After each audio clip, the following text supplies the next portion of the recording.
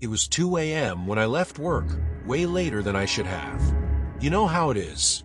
You're trying to wrap up just one last thing, and suddenly, hours have slipped by. The streets were deserted, the kind of quiet that makes you hyper-aware of every sound. The faint hum of streetlights, the soft purr of your car engine, the occasional creak of your seat. I didn't even notice the figure at first. The road ahead was pitch black, lit only by the beam of my headlights. But when I saw her, she was just standing there, right in the middle of the lane. My stomach dropped. Instinct took over. I swerved, jerking the wheel hard to avoid her, but she moved too, straight into my path. And then it happened. The sound of the impact was sickening, a heavy thud that seemed to echo in the still night. My heart was pounding so hard it felt like it might burst out my chest. I slammed on the brakes, the car skidding to a stop, and for a moment, all I could hear was my own breathing.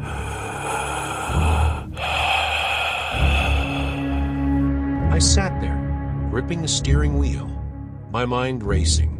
I'd hit someone. I knew it. I felt it. But when I got out of the car to check, the road was empty. No body, no blood, no sign that anyone had been there at all. My hands were shaking as I crouched by the front of the car, running my fingers over the bumper. Nothing. It was clean, too clean. I tried convincing myself that I'd imagined it. Maybe I was just overtired. Maybe it was a shadow, or my mind playing tricks on me. But then I got back in the car, and she was there, sitting in the passenger seat.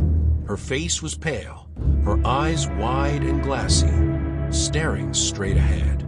She didn't move, didn't even look at me, but her presence was overwhelming, like all the air had been sucked out of the car. I froze, my hands trembling on the steering wheel. I opened my mouth to say something, anything, but no sound came out.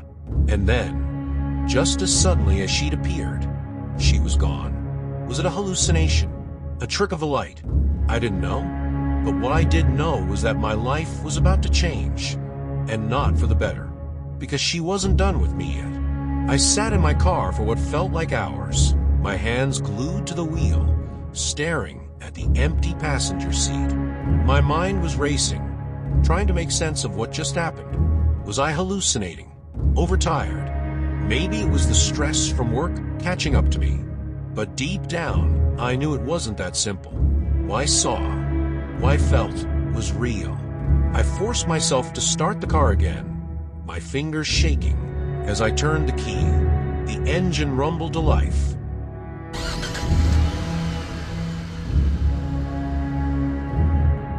But the silence inside the car felt heavier, like something was pressing down on me. The road ahead seemed darker than before, and every shadow felt alive.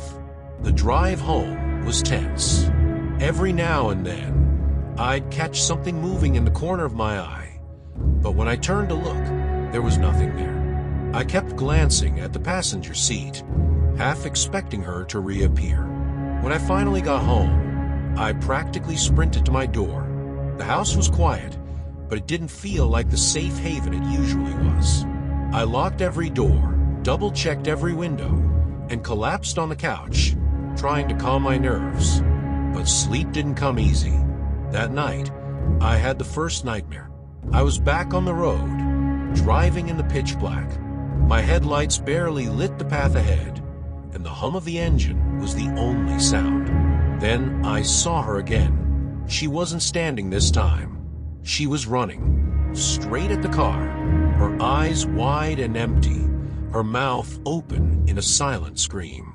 I slammed the brakes, but it was too late.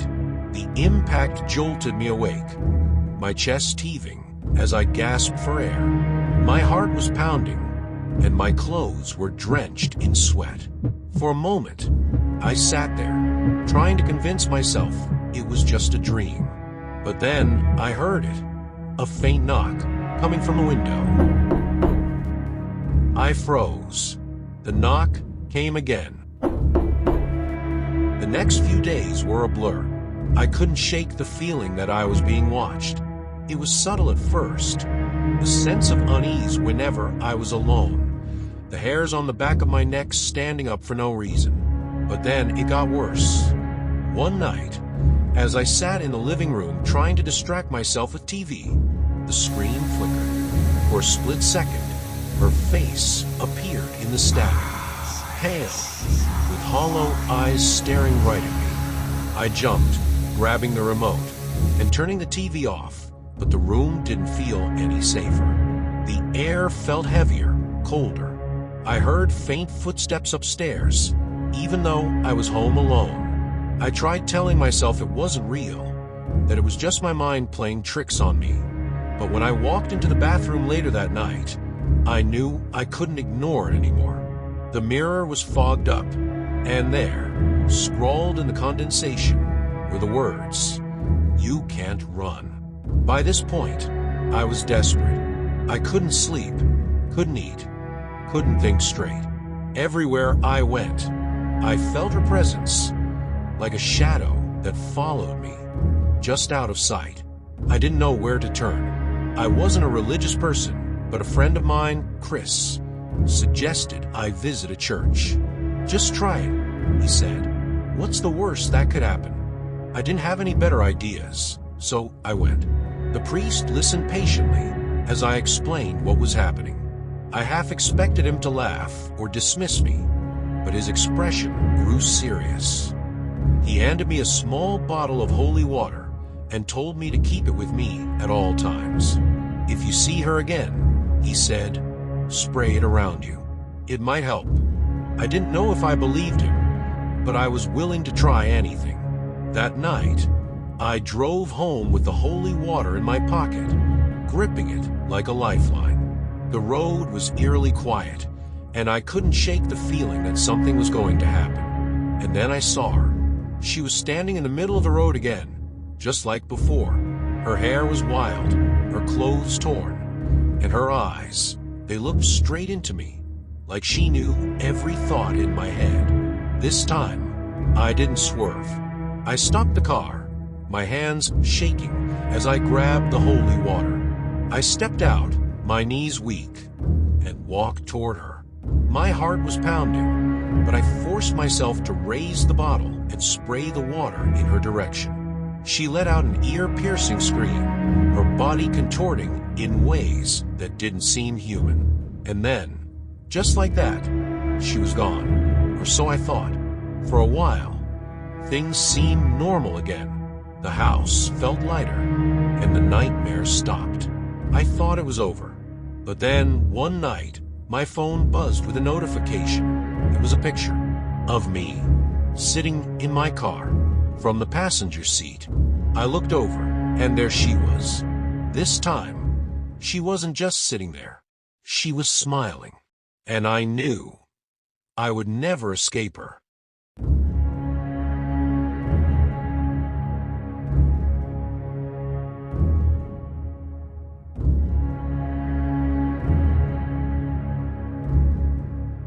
If you felt that chilling presence while watching, don't face the next one alone. Subscribe now, the next story might be watching you already.